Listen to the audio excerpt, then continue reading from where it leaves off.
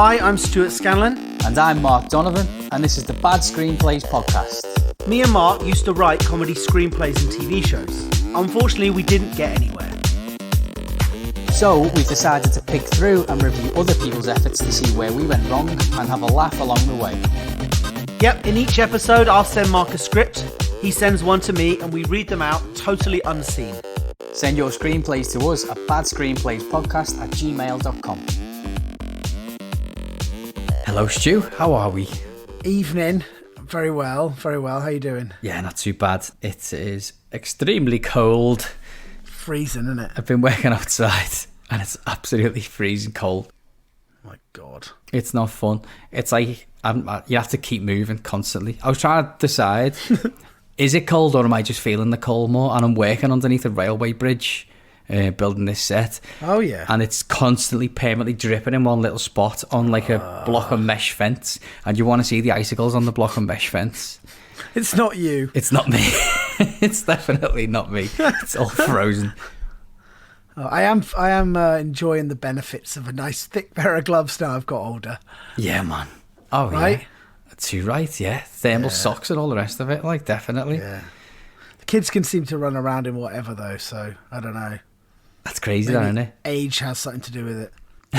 Your joints ache and all that when it gets cold. Yeah, that's why old people wear like 5 layers. Yeah, in the house. Summer. In the house. Yeah, right. Man. Too right. Seen anything good this week? I started watching a TV show, actually, really good, called Lupin. I saw it on the French thing. Yeah. How is it? It's good, you know. It's good. I think the first episode's quite cheesy and a bit like just trying to be more like Hollywood-esque, and the way it's is a little bit cheesy. It gets away with it because it's French, and then the second episode is a lot more settled. But the guy who plays Luton, I can't remember what his name is. I want to Google it. He's fantastic. Like, is he really? He's really good because he's the gentleman thief, and yes. he's very suave and he's very charismatic, and he's like magnetic. But then every now and then he'll play like a bit of a sort of down and out and a bit of a rogue. And he'll throw his hood up, put his hand in his pockets and do like a bit of a stringer bell thing. And he does that so well. He does it really well. And you think the guy's playing all these different sorts of roles in that, and he's excellent at it. Nice. It looked great. And is it? Am I right in thinking it's Paris? Yes, it is. Oh, anything shot in Paris is just like, yes, I'll take that. Thank you. It looked great, and it's making me really like crave for like a nice winter break in Paris or something. God. Man, I feel just desperate for something like that, you know. Did you see now like today they were talking about travel is so difficult now. Like if you come back, you have to pay a couple of grand to sit in a hotel for 10 days now after your holiday. Yeah. It's crazy. It's crazy.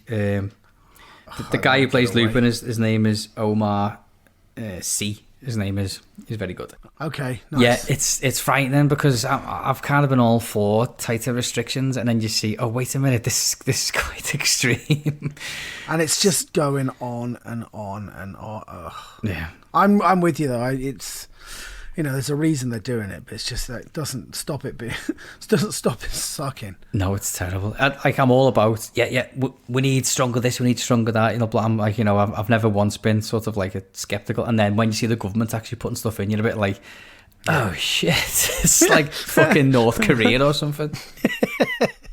Right. So we watched this week. Actually, we started rewatching an old box set. However you feel about him, damn good series, House of Cards. Oh right, yeah. let me be Frank. Let me be Frank. Frank Underwood. Let me be Frank. What a show. And actually, I heard a couple people mention it must have passed me by back in the day. HBO Deadwood. You seen it? Oh man, I watched that fairly recently as well. Passed me by. And I've heard nothing but like Breaking Bad and The Wire are good. Deadwood is my number one. I'm like, what? Yeah, it's crazy, isn't it? It's very, very good. I just started that. It is good. It took me a little while to get into it. I thought it was quite slow. Yeah. But then it just oozes and seeps its way into your pores like. Lovejoy. Lovejoy. Lovejoy. I know. He's dead good in it, though, isn't he, as well? Yeah. Yeah, he's horrible, isn't he? He surprised me, though, because, when you grow up, he was Lovejoy. Yeah. And if you don't know, it's a character on British TV, like an antique dealer or something, solves crime. But he was in, was he in Sexy Beast with Ray Winston? I haven't seen that. Oh, my God. Okay. There's your homework for the week. Okay. It'll make you want to go to Spain even more. Oh, really? Oh, yeah. No way. So yeah, watch those two. Start with those two. But you know what I did see? It popped up on my YouTube. It was a movies for 2021, right? All the trailers packed together, and production houses have been holding their films back. That's right. So there's lots and lots of very good films waiting. Yeah.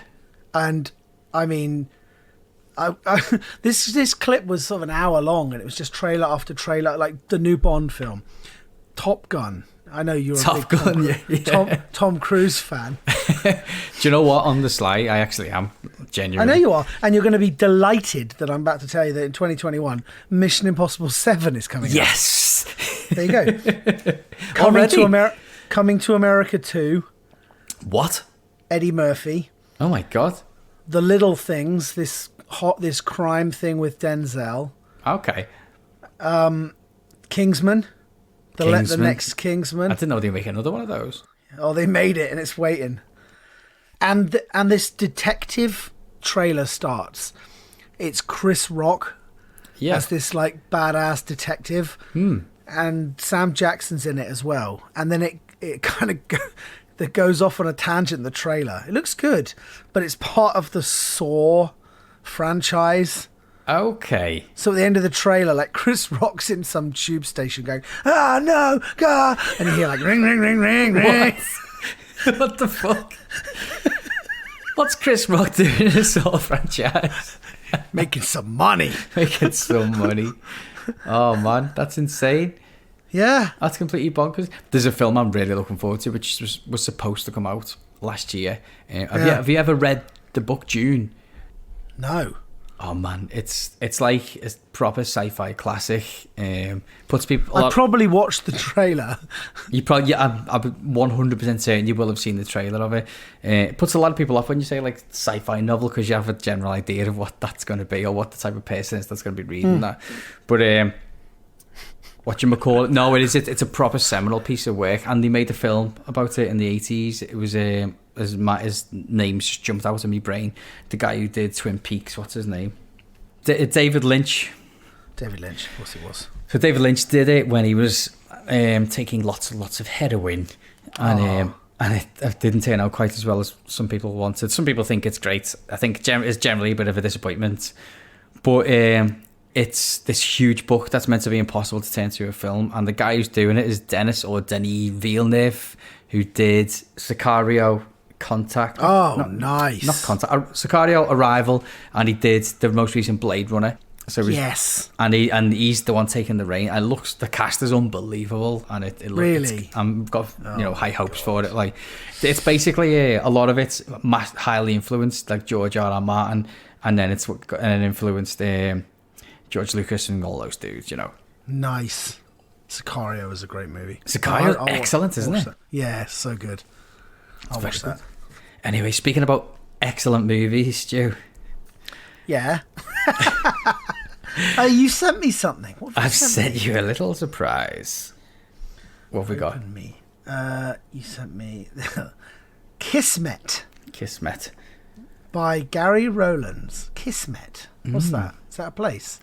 I haven't got a clue, and it's got nothing to do with the script. Okay, should we go, or do you want to say something about it? I would like to try and give a brief synopsis of it, but then you just end up giving it away because the short stories, a lot of them are based around mystery and stuff like that. For anyone who's listening to it while they're working away and something like half listening, half working, it's about an investigator / clairvoyant type guy doing his thing. Oh my God. Didn't we used to drink in a bar really close to where one of those psychics had his office. The Scouse fella that died. Derek Acora. Yeah, wasn't he by the Penny Lane wine bar? Was he? I think he had an office. I don't know. I didn't know this. I think someone told me that. Oh, in man. the Penny Lane wine bar, yeah. Is Derek Acora's ghost come to tell you? Oh, the irony. Okay. Kismet. Fade in. Internal plush office. Morning. An immaculately dressed man, Jake Fortune, 33. Jake Fortune. Handsome, confident and seriously materialistic, gives an interview on speakerphone as he opens his mail with a razor-sharp letter opener. Jake Fortune, that's a name on a par with like John Schlesinger or something, that isn't it? It is. I always thought if I was going to make up like a really cheesy name, if like a screenplay, I'd call someone Stanley Knife. Nice. Arthur Matthews would love you. Arthur Matthews? Yeah, you know, like Stephen Toast, he wrote... Arthur Matthews wrote... Oh, right, yeah. What is it? Clem Fandango. Clem Fandango. Oh, yeah, like Cliff Bonanza. Susan Random. Basil Jet. Yeah. Oh, man, I do love a good name. Stanley Blade.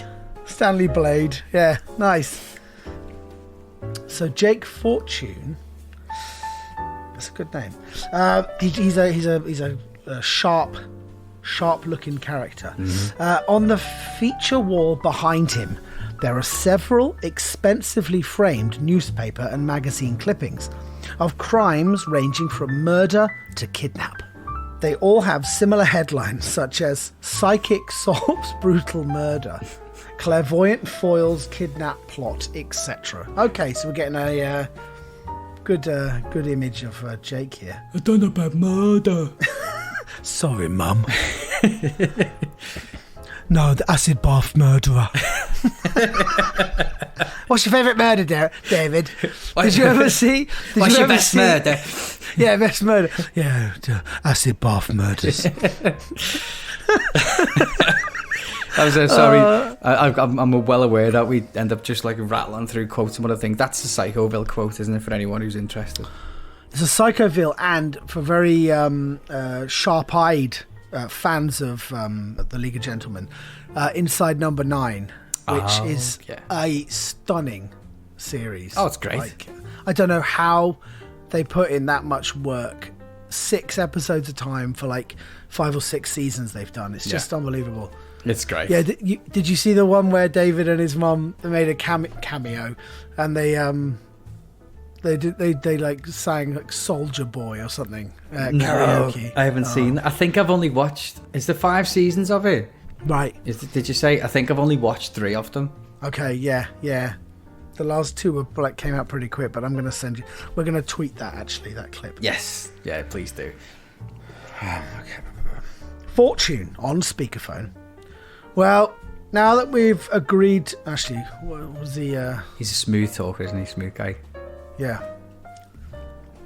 Well, now we've agreed to my fee, I'm more than happy to talk to you guys. Psychic Investigator's one of my favourite magazines. More fiction than fact, but an entertaining read all the same. You sound like a young, sprightly, virile Ray Winston. Virile! Lovely. Fortune glances up at the ornate wall clock. It is 10 a.m.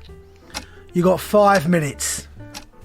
Female journalist. Voiceover. Ugh. How does it feel to be acclaimed as the world's most successful psychic? Fortune opens an envelope. It's his bank statement. We see he has made several deposits totaling more than $1 million. Whoa. I know, it's funny for a man with a strong East London accent to have a bank account in US dollars. But we'll press on anyway. He kisses the bank statement. Oh, it's great. I'm probably the second happiest guy on the planet. So, who's the happiest? My bank manager. That's like a Jeremy Clarkson joke, isn't it? If you were sitting with someone and they went, "Oh, I'm probably the second happiest guy in the world," the most satisfying thing I could do would be like, okay, shall we go to... Don't even ask the question. Yeah. Definitely. Just I'm not teeing that one up. Just you can just see him. Yeah, go on, ask. The journalist chuckles off screen. Seriously though, what do you say to those people who say you're simply exploiting your extraordinary gift for financial gain? Fortune opens another envelope, this time a bill. He screws it up and tosses it into the wastebasket. First off, look, what I do is not a gift, yeah? Santa didn't crawl down the chimney one Christmas Eve and just leave it under the tree for me. What I have is an ability, yeah? A special skill, a unique insight. Female journalist. Well, yes, but a unique insight that's taken me weeks, months, years, a lifetime of hard work to develop to the level that I've taken it to.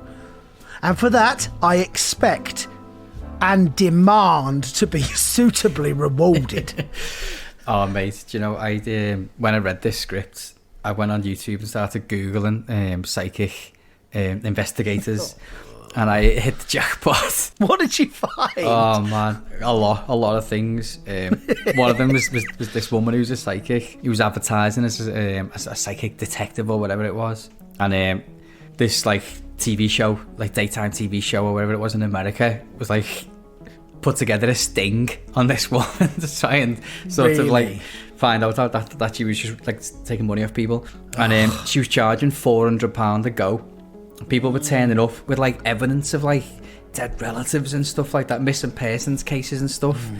And so like the presenter of this show got a picture of herself when she was a little girl and gave it to like one of the male presenters. He goes in, says, okay, looking for this little girl, and she's touching the picture and looking at it going, yeah, she's definitely dead. Yeah, definitely dead. She was hit on the head with a rock, and then she was a victim of sexual assault. No! And I was like, not just that she's passed, details. Yeah, just making this person feel that upset. And I was thinking, whoa, no. I thought these guys were meant to be like really vague and just go, yeah, and just like really, really sort of whiffs of the truth, and then people latch on to what that is. And then the female presenter sat her down and said, oh yeah, by the way, this, that, the other, you know, tell me about some recent cases. And she go, oh yeah, I had a case today about a young girl. It's really tragic. And I told them where the body was. Told them she was hit on the head, and then she just showed the picture to it, and the woman's face when she saw the photo. She just picked up a bag and put a bag on her shoulder and just sort of stormed out all like. And just got you. The presenter was like, how do you feel about charging people $400 as she was walking out the room? It's awful. God.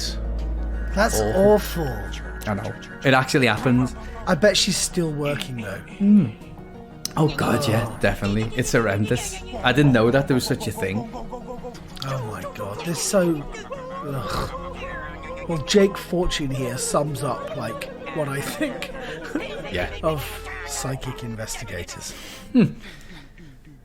But doesn't that sometimes create a conflict of interest? Fortune scowls. You're referring to the Charlotte Walsh kidnapping, right?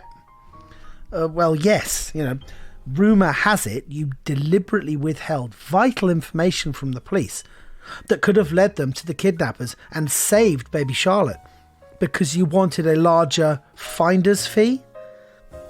Let me quash that rumour right now. First, Charlotte wasn't a baby. She was almost 3, for Christ's sake. What a scumbag. Second, I asked for $1 million. The kidnappers wanted more than 10 times that. Now, if the FBI had simply met my request straight off the bat, instead of trying to haggle, they could, with my help, have saved her. So he feels no remorse at all, this guy. No, it was the FBI's fault for not paying him $1 million. Surely you must take some responsibility, for what the kidnappers did to her. Enraged, Fortune stabs the desk with a letter opener. No, they raped and tortured her, not me. And for that I feel not an ounce of guilt. Fact is, I am never, ever wrong. And people should accept that and pay me what I'm worth. Fortune slams the phone down. That's how that woman who's on the YouTube video I watched should have responded. Should have stuck to the guns. What, like totally back up and... Yeah, for the 400 quid, just like double down on. Ugh, scumbags, aren't they? Stupid bitch, says Fortune. Fortune clears his desk, puts the bank statement in a drawer, tosses the envelopes in the wastebasket, puts his hand on the embedded letter opener to remove it when blood suddenly trickles from his left nostril, splatters onto the desk. Fortune goes into a spasm. He grips the desk. His face twists and contorts. He's getting a clue. He's getting a raging clue. Flash forward. Internal, Fortune's office morning. The wall clock winds forward several hours to 5 p.m. A dishevelled, desperate man of Mediterranean appearance bursts through the door.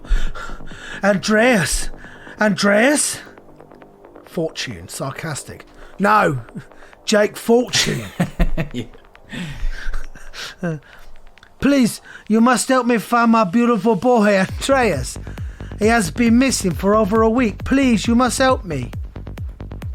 Fortune looks the anxious father up and down, studies his ragged appearance. He knows that he's got no money. Scumbag. Right, total scumbag. Sorry, there's nothing I can do. Try the police. I did these. They have a nothing. No leads, no witnesses, nothing. Please, you are my last hope. Sorry, but...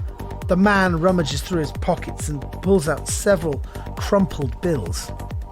Wait, I have money, my life savings. $468. He shoves the money in Fortune's hand. And now you help me, yes?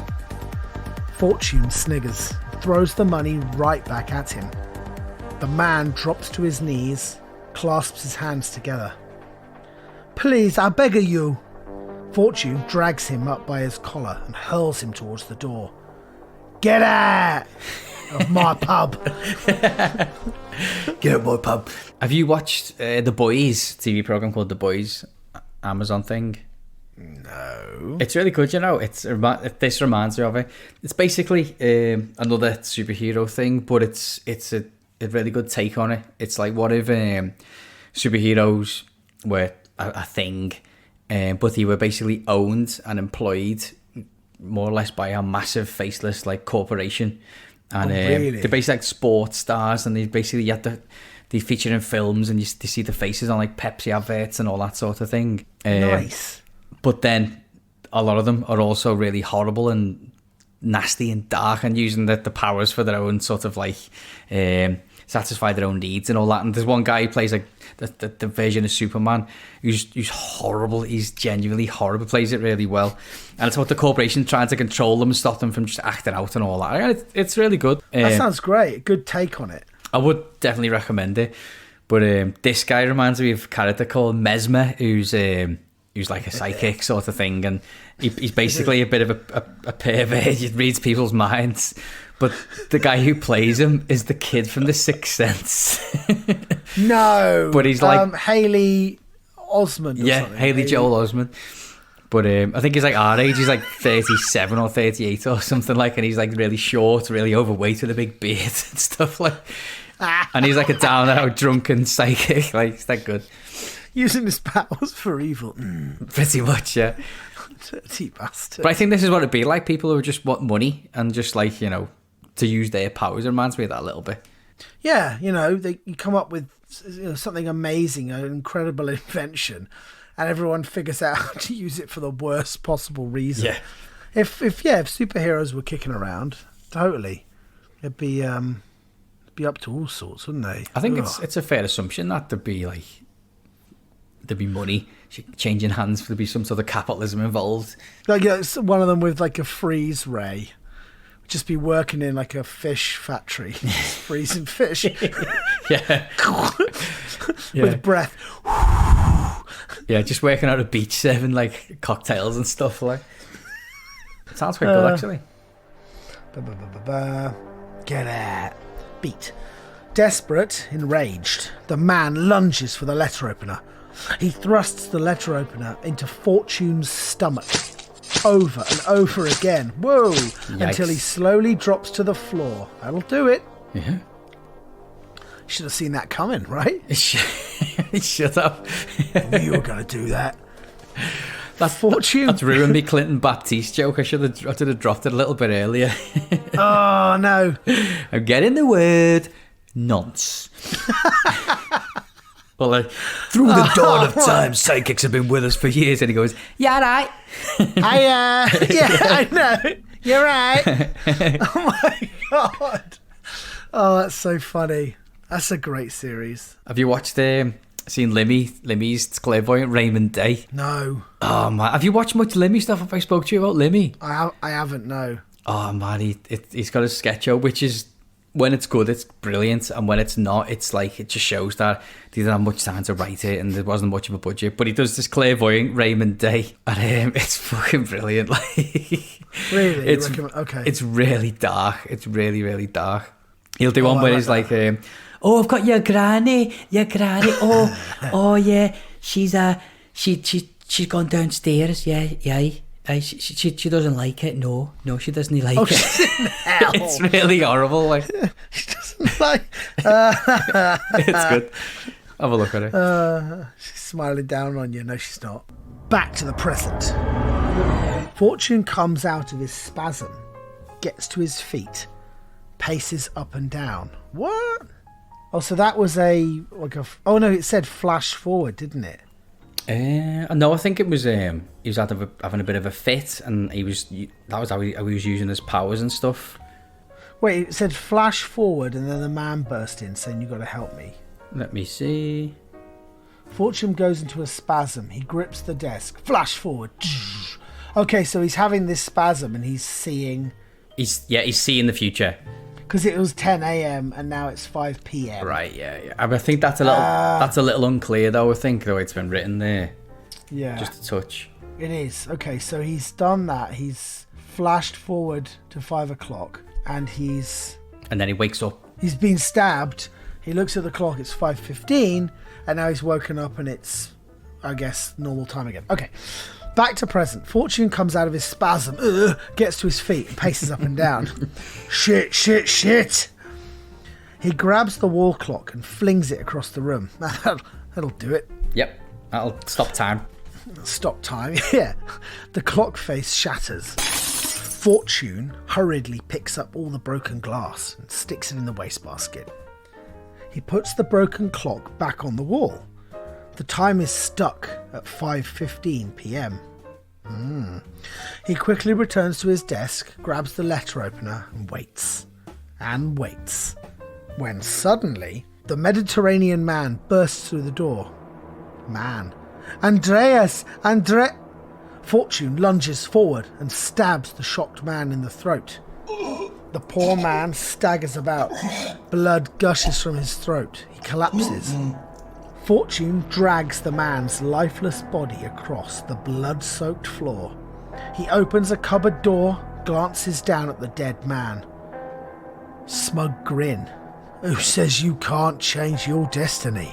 Oh wow, smug grin after you just killed someone. I know. He stuffs the corpse inside the cupboard, closes the cupboard door, plops down at his desk, and mops his brow with a handkerchief. Plops.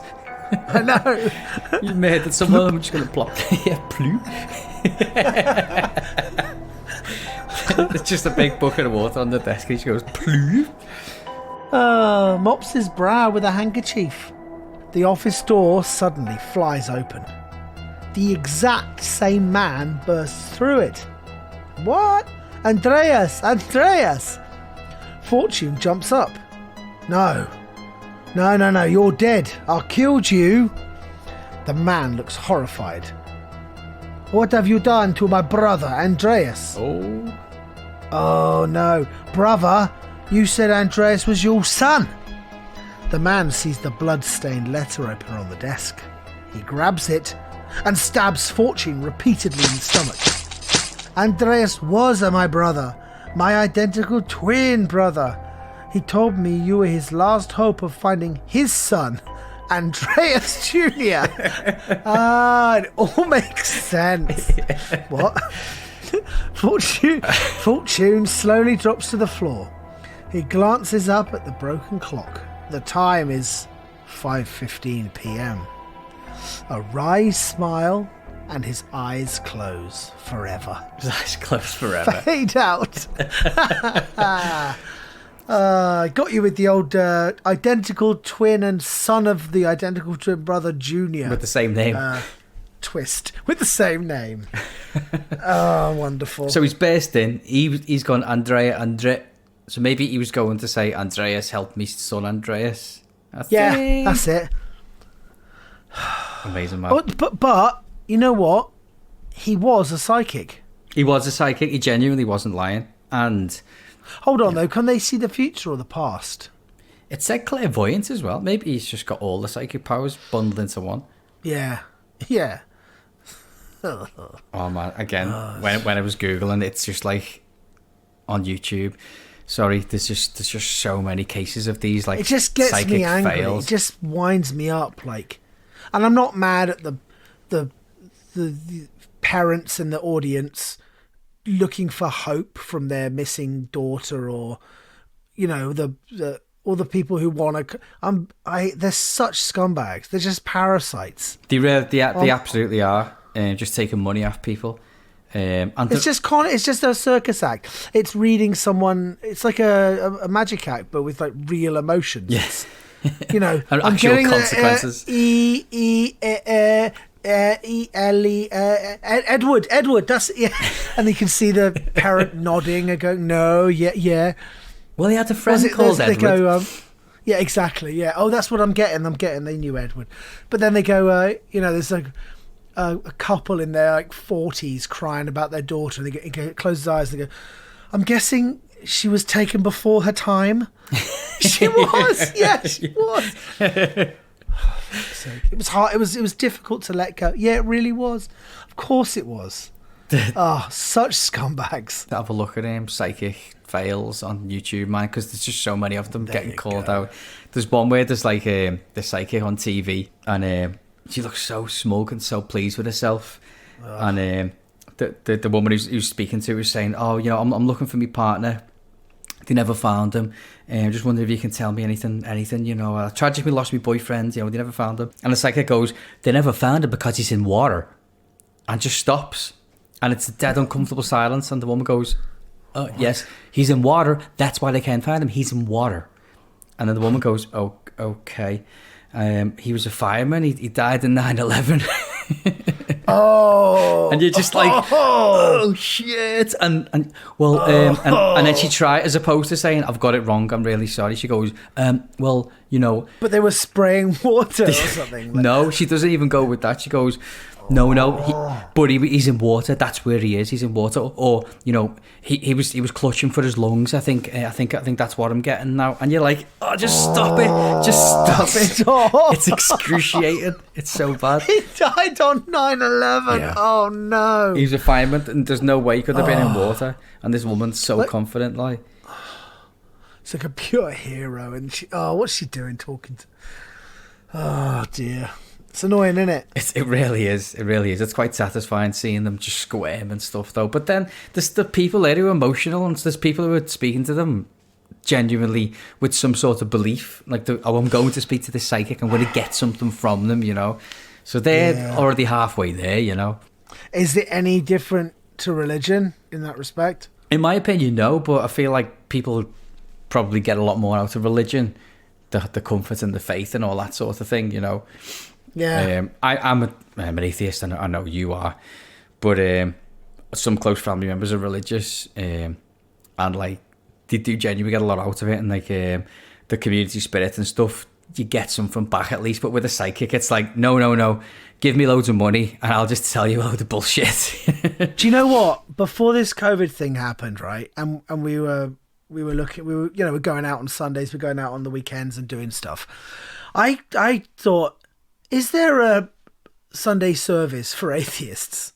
Oh, yeah. And I looked it up, and there is. No way. There's like, there's these you can't call them churches, but they're just like hangouts. So you can go to like a big village hall or a big cafe or something, and everyone just, it's like the church service without the church. You get all the benefits. You get the kids play together, they do arts, you chat to the neighbours, you find out what's going on. No way. Everyone talks about music, they have a band play, someone gets up and reads a poem or so, and there's not an ounce of religion in it. Just without the lies. Yeah. Yeah. It's without the lies, or you better be good or else. Yeah, of course, yeah. Just be good because it's nice. There's no eternal damnation. Oh, great, yeah. So I just get to be a good person because I think I should be a good person anyway. Oh, cool. Yeah, and it makes me feel better and everyone else. Yeah. Great. You shouldn't need a reason to not be a gobshite, really, should you? No. Shouldn't need an extra incentive to not be a dickhead. Oh, God. That's cool, though, man. That's dead interesting. I'll have to look into that. That's right. Yeah. Interesting. Oh, there you go. All right, cool. So, Jake Fortune, fuck you. You got what was coming to you.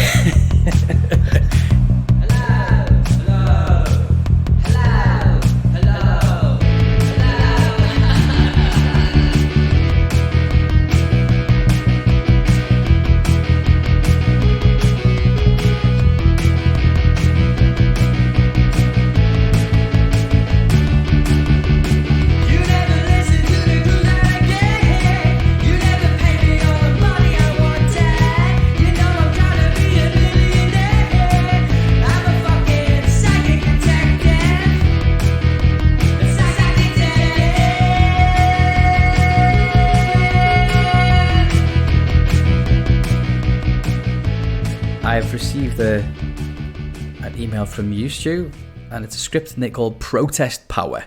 So, Protest Power, I would sum up. It's about animal rights, okay, and it's about what a young man in love would do for the woman he's interested in. So, okay, yeah, okay, great. Let's see what the young man's prepared to do. Yeah, let's see. This is by Simon Kyle Parker. Okay. External dairy farm day. A huge dairy farm. A mesh wire fence runs all the way around it. A small but loud protest group is at the front gate. But locked, they can't get in. At the front, holding a poster showing cruelty to animals above her head is Julia, 23, tall, slim and pretty. She screams... Murderers! Rapists! You're cow rapists! You rape cows! You should be ashamed of yourself, rapists! Cows have the right to pick which bull they have sex with. Let them choose, rapists! External City Park Day. Dan, 23, long hair, glasses, and John, 25, short and fat, play football together on a hard concrete pitch. 1 versus 1. Neither of them is any good. Let it ride! Suddenly, Dan comes to a stop. John crashes into him, trying to win the ball back. Knocking Dan over, John lands on top of him. What are you doing? Dan pushes him off and points to Julia, who seems to be heading right towards them. You see that girl? John looks over, his eyes widen at the sight of her. Yeah. Dan, I've been in love with that girl ever since school. John, well, she's coming right at us, and pretty girls like her always want something from guys like us. Usually money. Dan, she can take whatever she wants from me. Julia comes onto the pitch and stands in front of Dan. Holds her hands out in front of her. Julia, hi Dan. Dan leaps to his feet. John stays to the ground. Julia, you remember me? Julia, I've been going around town looking for some friendly faces and I saw you. I had to come over. Dan, oh yeah? She pulls a flyer out of her handbag, gives it to Dan. Julia, we're holding a demo. I'd love for you to come. Dan takes the flyer from her. She's going to get him involved in her protests. Dan and John. Yeah. Dan and John sit on a park bench together. John with the fresh ice cream cone. Dan still holds the flyer. You want to come?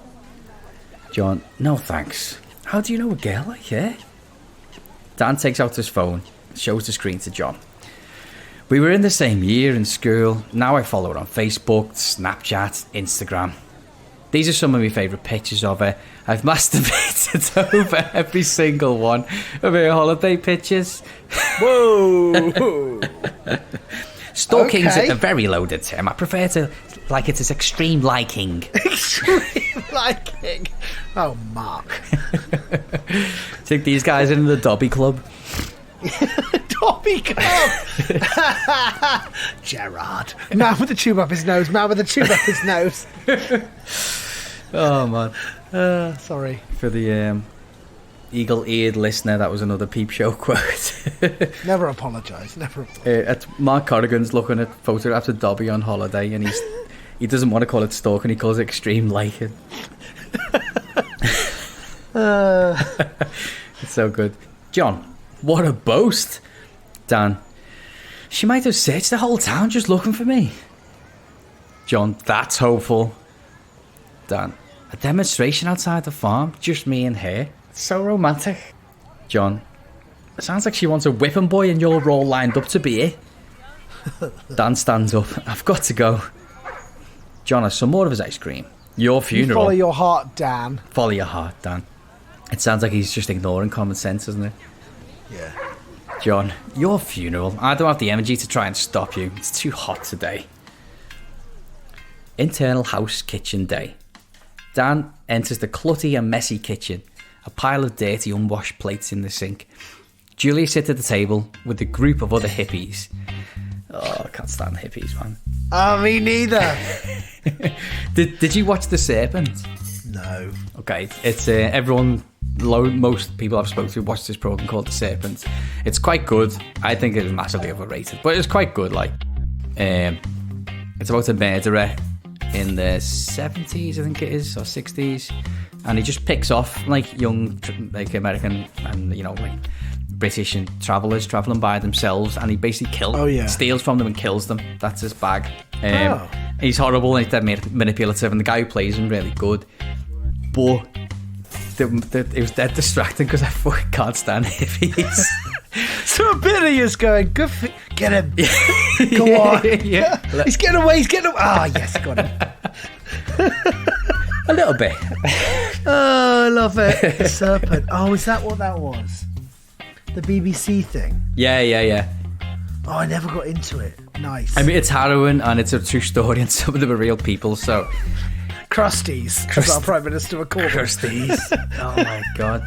You know, Krusty's a totally different thing. A Krusty's like a punk, so he hasn't got a fucking clue. Anyway. Do you remember that one where Cartman kept finding hippie drum circles? Yeah. Around town. It's like, God, they're spreading. Yeah. And then it's going to turn into a full-on hippie jam fest. And then they're all like on stage going, yeah, man. Yeah. And the only thing that'll get rid of them is if they can get to the main stage and plug in a CD player of Slayer's Raining Blood. Yeah. Amazing. So Dan enters a messy kitchen full of hippies. Julia sits at the table with all the other hippies, all guys. They pass around the drink to one another. Dan comes to the table and joins them. Julia, I'm so happy you could come. I wouldn't miss it. Julia, we need you to put a stop to the rape of cows. Dan leans back in his chair and struggles to stop himself from laughing. My man. Didn't know that was happening. She slams her fist on the table. Damn right, and I'm going to put a stop to it.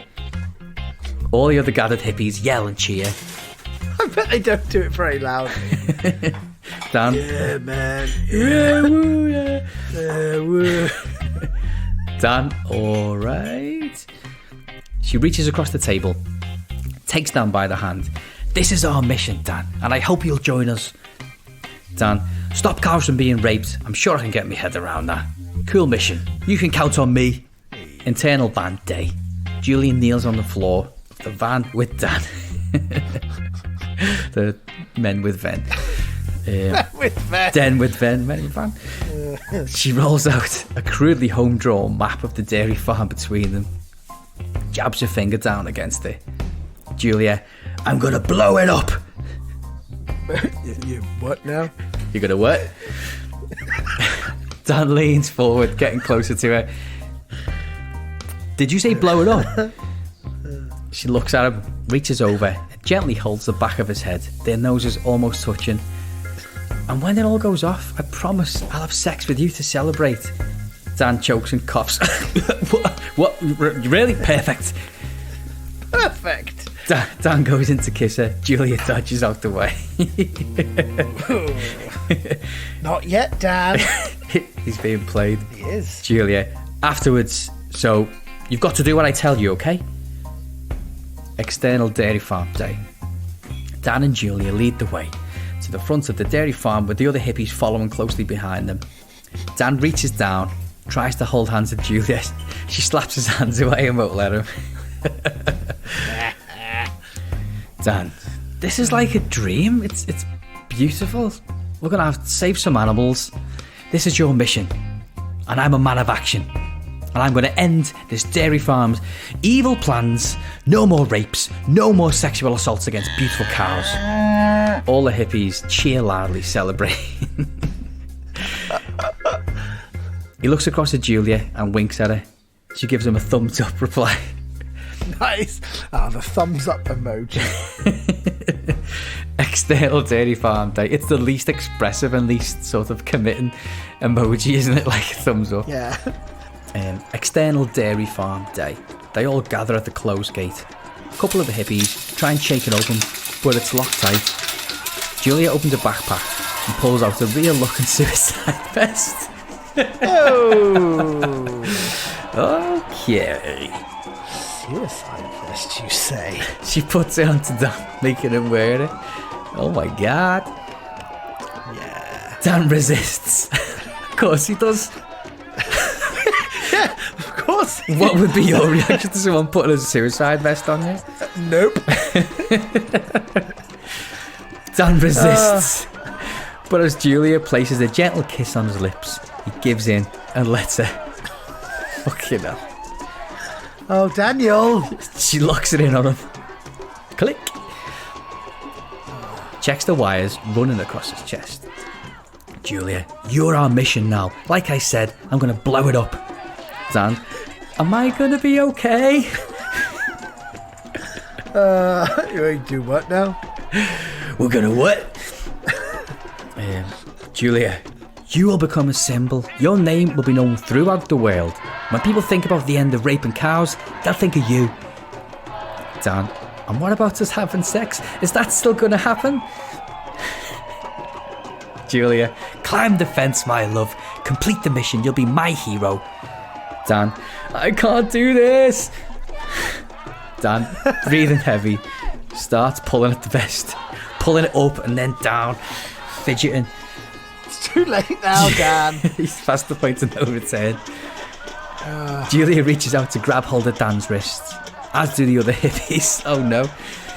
They're all there to make sure he goes ahead with it. Julia, no, do this at the farm. Dan, I'm not going through with this. Dan grabs the wires, breaks them. Boom. Setting off a bomb. A large ball of flames erupt and engulfs all of them. Holy shit. A huge explosion. Black smoke fills the screen. Fade to black. The end. Dan, you muppet. All are dead. Right? All are dead. Oh, mate. Unbelievable. Truly remarkable. At least no one hurt the cows. No, that's the good thing, actually. Yeah, fucking hell. Wait, were they going to blow up a farm of cows? Oh, yeah, they were going to blow up the farm, weren't they? But they love cows. So, it's a dairy farm. Are they talking about... Did they want to stop people from artificially inseminating cows? I guess so, yeah. Like breeding, forced breeding. I don't think she had a clear idea of what her message was. Also, I don't think she's very stable. Julia's a little bit unhinged, I think. Yeah. Oh man, great script. Suicide vest. Suicide vest in like the British countryside. Well read, mate. Fantastic, man. Hello there, I'm Dan, by the way. I'm in love with a girl called Julia. She's a protester for bovine welfare. No, I'm not one, I'm just pretending. She hooked me up to a suicide vest. I'm not really sure what I'm doing here, but it's strange the things you do for love, especially when you're blowing cows up. An explosive udder. An explosive udder. An explosive udder. An explosive udder. We've had quite a lot of scripts sent to us this week, which I'm delighted about. I haven't had the chance to read them all yet. Just trying to get back to give people a little thumbs up and say thanks for sending us to them. There's been a bit of a flurry of activity, hasn't there, mate? Yeah, we've had a good few emails, haven't we? Thank you, Reddit. Yeah, keep them coming in. We love hearing from you, and some really, really good scripts. So no doubt we will be working on them and doing them coming up soon. Absolutely. We received one from an Adriel Bailey. It was, I have the perfect screenplay for you in block capitals. Enjoy. Thank you so much for sending that, Adriel Bailey, but it was a little bit too graphic. I'm gonna have another read through it again and double check, but I think you're too advanced for us, man. I think you may be a little bit too extreme for our tastes. Hold on, I didn't read it yet, but I've just now you've said that, I've just pulled this up. And I've scrolled halfway down and... no. No. Oh, okay. No, I don't think we can do that one. We might be able to do it, but we absolutely won't be able to put it on air. It won't even be a bonus episode, but thanks for sending it anyway. A large satin-lined coffin with a couple of pastry stunners. Yeah. They're alive, he says.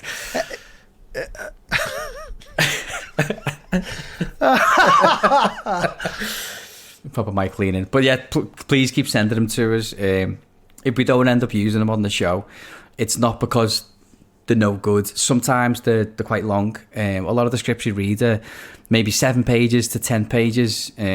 The show's roughly an hour, give or take 10-15 minutes. If we get a script that's like 52 pages long, unfortunately we're not going to be able to use it. But if it's nice and short and it's suitable, then, and we have done in the past, then we'd be delighted when we can use it. So thanks so much. Yeah, and if you've got a big long script and you know that, you can just tell us, go from page 21 to 30 or something. You know, like if you know there's a good chunk in the middle, a good scene that you think sort of highlights it best, let us know. Absolutely. It's good as well. Definitely gives a little background as well. You know, we can reveal what's going to happen after that certain point, or you can talk about the build up and stuff like that. Please still send it to us, because we absolutely love reading them. It's great. So yeah, we've got a massive backlog of scripts we need to listen through. I think we mentioned on last week's episode that we haven't dropped a week yet, and we're quite proud of that. However, it does take quite a lot of time each week to read scripts, record an episode, edit them, sound effects, record songs and stuff like that. So what we've decided to do is take a short break, just a short release break for a couple of weeks. And in that time, we're going to record a shitload of episodes, shitload of songs. So yeah, we're going to do that. We're going to take a little break, work on some scripts, and we'll be back before you know it. We're also super excited about a new little animated promo that we're working on. So we're going to keep a little bit hush-hush about that, but we'll be releasing like a video on YouTube. That should be fun. Yeah. I can't wait to see that. And we love making this podcast. We're overwhelmed by the amount of people who are listening. It seems to be getting more and more, which is amazing. Yeah, we'll see you in a few weeks with some more silly nonsense. See you then. Take care. Bye. Bye.